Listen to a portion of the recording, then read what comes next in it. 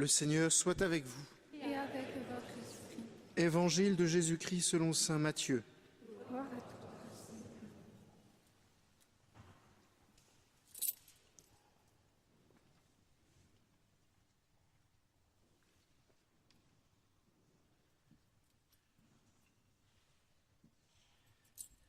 En ce temps-là, les pharisiens, apprenant que Jésus avait fermé la bouche aux Sadducéens, se réunirent. Et l'un d'entre eux, un docteur de la loi, posa une question à Jésus pour le mettre à l'épreuve. « Maître, dans la loi, quel est le grand commandement ?»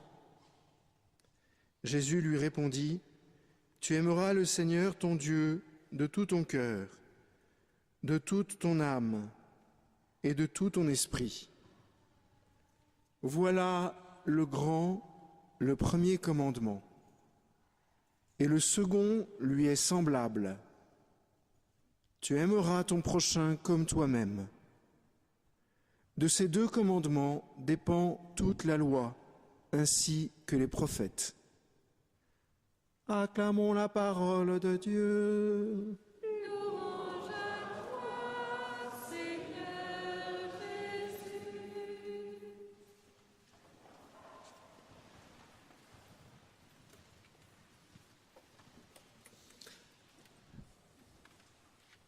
Après le piège de la pièce d'argent, enfin de la pièce, vous savez, où on voulait forcer Jésus à être vu comme un collaborateur ou comme un étranger au temple, un étranger à la loi. Ici, le piège est un peu différent. Il concerne l'unité de Dieu. Les Juifs, à l'époque de Jésus, se posaient la question pour savoir quel était le plus grand des préceptes, des commandements. À nous, ça nous paraît évident, parce que nous sommes bercés par les phrases que nous venons d'entendre, depuis notre enfance, au moins pour certains. Mais pour les Juifs, ça n'allait vraiment pas de soi. Il n'y avait pas seulement les 10 commandements reçus par Moïse, il y avait les 613 préceptes auxquels ils devaient tous respecter. 613 préceptes à respecter. Si vous rencontrez un juif observant et que vous lui parlez de ces 613 préceptes, vous verrez qu'il fera aussi un peu la grimace parce que c'est pas évident d'être parfait sur les 613 préceptes. Du coup, comme c'est pas évident d'être parfait sur les 613, les juifs se disaient, bon, mais quels sont les plus importants? Logique. D'où la question qui est posée à Jésus, avec le piège qui est de savoir, voyons voir si Jésus, qui se dit fils de Dieu, est d'accord pour dire qu'il n'y a qu'un Dieu. Il est là le piège. Est-ce que toi qui te dis fils de Dieu, toi qui te prends pour un Dieu, tu sous-entends donc qu'il n'y a pas qu'un Dieu, mais qu'il y en a au moins 2 avec toi. La tradition de l'Église nous enseignera qu'il y a un Dieu en 3 personnes. Mais pour l'instant, Jésus veut faire avancer ses auditeurs et met en avant le double précepte de l'amour en leur rappelant ce que tout juif dit le matin et le soir avant de se coucher, c'est ces 2 commandements. Écoute Israël. Ça commence comme ça. Shema Israël en hébreu. Shema, ça nous rappelle Simon. Ça nous rappelle Simon-Pierre. D'accord? Donc l'Église est ancrée sur l'écoute. Le peuple de Dieu est ancré d'abord sur l'écoute. Shema Israël. Écoute Israël. Tu aimeras ton Dieu et tu aimeras ton prochain. Alors, tu aimeras ton Dieu, facile pour les paroissiens de Notre-Dame des Victoires qui sont de fervents priants. Moi, je les vois user, je vous vois tous user vos pantalons, vos robes, vos collants, avec des trous presque, je les imagine, tellement vous priez. C'est vrai, je le dis sans rigoler, une des choses qui me m'impressionne le plus, c'est votre ferveur. Ne vous découragez pas, il faut continuer. D'ailleurs, je pense que si le Seigneur nous donne autant de grâce, c'est à cause de cette ferveur. Aimer Dieu, on voit à peu près ce qu'il faut faire. Écouter telle personne qu'on n'a pas envie d'écouter pour l'amour de Dieu. Faire telle chose pour l'amour de Dieu. Se réveiller à 2 heures du matin pour donner la tétée à cet enfant pour l'amour de Dieu. Et puis à 4 heures, on recommence toujours pour l'amour de Dieu. Et puis on accueille son mari, son épouse, ses petits-enfants pour l'amour de Dieu. Et on évite de penser à chic, ouf. Chic, ils arrivent, les petits-enfants, ouf, ils repartent. Pour l'amour de Dieu, je vais me donner et je vais les aimer tout le temps. C'est assez, on voit à peu près. Mais aimer son prochain. Et c'est là que Jésus insiste. Attention, aimer son prochain, c'est semblable à l'amour de Dieu. C'est là où Jésus souligne, fait une petite différence avec ce qu'il y avait dans la loi, dans l'Ancien Testament. Aimer son prochain comme soi-même. Mais avant de l'aimer comme soi-même, c'est d'abord aimer son prochain. Alors, qui est le prochain? Jésus va y répondre dans un évangile célèbre. Vous savez, c'est l'évangile de cet homme qui va de Jérusalem à Jéricho, c'est-à-dire qu'il va dans le sens descendant.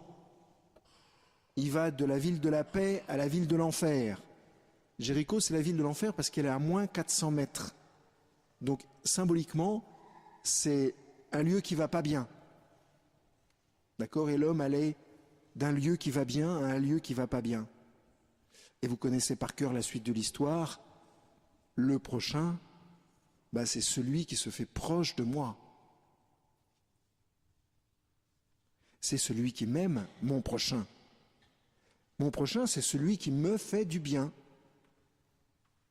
Mon prochain à moi. Parce que l'idée dans cet évangile, c'est pas forcément de se voir comme celui qui aide, mais c'est aussi de se voir comme celui qui est tombé par terre et qui a besoin d'aide. Donc mon prochain, c'est celui qui me fait du bien, c'est ceux qui m'aiment.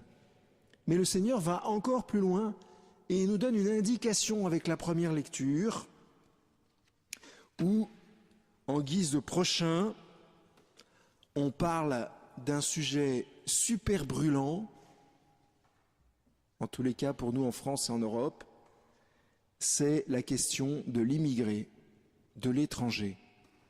Ainsi parle le Seigneur, livre de l'Exode, au chapitre 22, verset 20, pour ceux qui voudraient méditer le sujet. Tu n'exploiteras pas l'immigré, tu ne l'opprimeras pas, car vous étiez vous-même des immigrés au pays d'Égypte. Vous pouvez remplacer le mot immigré par le mot étranger. Vous pouvez réfléchir dans tous les sens, mais ce que le Seigneur nous demande, c'est d'accueillir l'étranger. Et le prochain, c'est celui qui, alors qu'il était loin de moi, devient proche de moi parce que je vais l'aimer. Et parce que je vais l'aimer, il va y avoir une relation d'amour qui fait qu'il va devenir proche de moi en ce sens qu'il va m'aimer. Et parce que l'étranger va m'aimer, alors il sera mon prochain. Pourquoi l'Écriture insiste à ce point sur la question de l'étranger, comme le prochain? Pour une raison toute simple, mais que parfois on oublie. C'est que, chers frères et sœurs, nous sommes tous des étrangers sur cette terre. Thérèse de l'Enfant Jésus, compris particulièrement ici, parle tout le temps de l'exil. Elle se considère en exil sur la terre. Sa vraie patrie, c'est le ciel. On est tous des étrangers pour le ciel. C'est important de voir les choses dans ce sens-là. Parce que sinon, on risque de se regarder tous les uns les autres avec hauteur, avec un certain orgueil, avec un certain dédain. Oui, je t'accueille, mais sous-entendu, on n'est pas de la même culture, on n'est pas de les mêmes, on on n'a pas été élevé de la même façon, on n'est pas du même milieu social, on n'est pas, etc., etc., etc. Et puis, est-ce qu'on a assez d'argent en France pour accueillir les étrangers, assez d'argent en Europe, etc., etc. Raisonnablement, on a des tas de raisons de refuser l'étranger. Je ne reviens pas là-dessus, c'est clair, c'est évident. Mais le Seigneur nous demande d'aller beaucoup plus loin.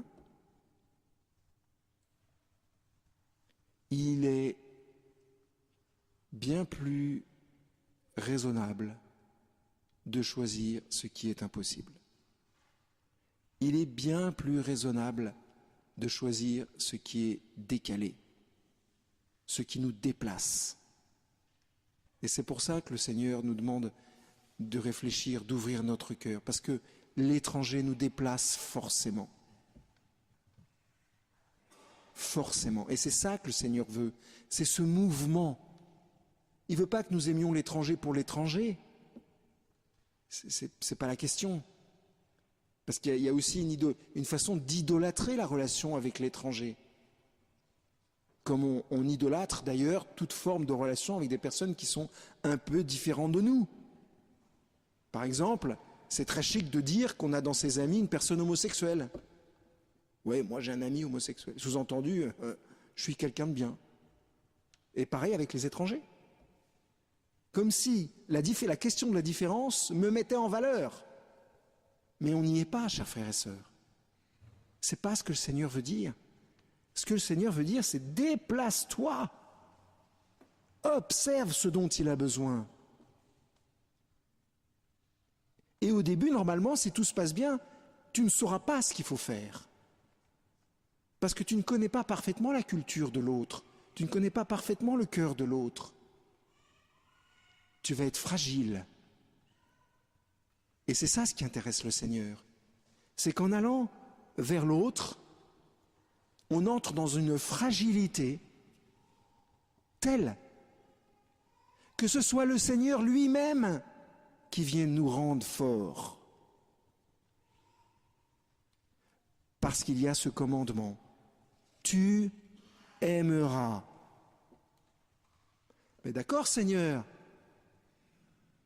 Mais c'est quand même pas facile d'aimer. Pour quelqu'un qui a été élevé dans la culture du racisme, par exemple.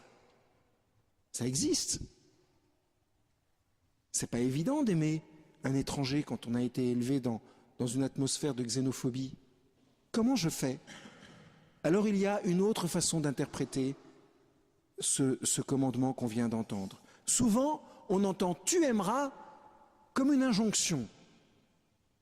Ma sœur, tu aimeras. Sous-entendu, si jamais t'aimes pas, t'es une mauvaise sœur. Et alors du coup, il y a une culpabilité qui grandit dans mon cœur. Parce que concrètement, j'arrive pas à aimer comme je voudrais aimer. Mes chers frères et sœurs, il y a une façon juive de lire ce mot. Excusez-moi, c'est les juifs qui l'ont commenté le mieux pour l'instant, je trouve. C'est tu aimeras au sens tu vas être capable d'aimer parce que moi, le Seigneur ton Dieu, je vais aimer en toi. Alors ma sœur, tu vas aimer. Tu aimeras parce que j'aimerai en toi. En fait, ce n'est pas une injonction que le Seigneur nous donne. Chers frères et sœurs, ce n'est pas une injonction, c'est une promesse. Je te promets que tu vas aimer. C'est là la grandeur et la beauté de ce commandement. Ce n'est pas un commandement où le Seigneur nous demande... En fait, il fait appel à notre liberté. Sois libre, entre dans la liberté. Vas-y, aime. Tu n'y arrives pas, très bien, je vais aimer en toi. Et c'est cette grâce aujourd'hui qu'il faut demander au Seigneur, d'ouvrir largement notre cœur, pour qu'il puisse aimer là où nous n'arrivons pas à aimer suffisamment. Alors il me semble, chers frères et sœurs, que nous construisons vraiment, si nous faisons cela, un monde nouveau. Amen.